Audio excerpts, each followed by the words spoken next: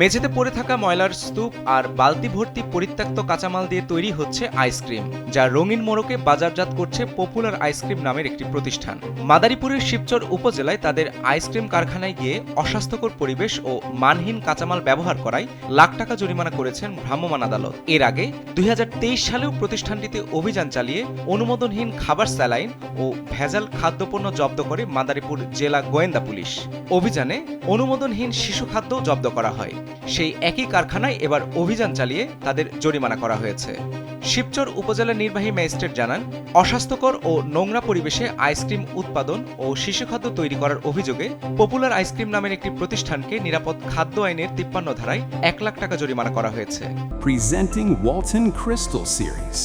Switch to premium. Switch to Crystal.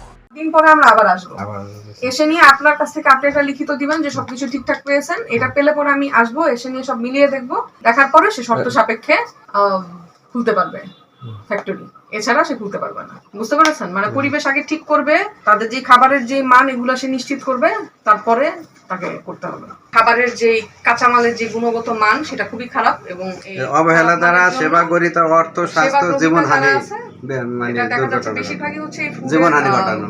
ক্রেতা হচ্ছে আপনার শিশু, তো শিশুদের জীবনহানির আশঙ্কা রয়েছে যে পরিবেশে তারা এগুলো বানাচ্ছে, যার কারণে এটা ৫৩ ধারা অনুযায়ী তাদেরকে ১ লাখ টাকা জরিমানা করা হয়েছে।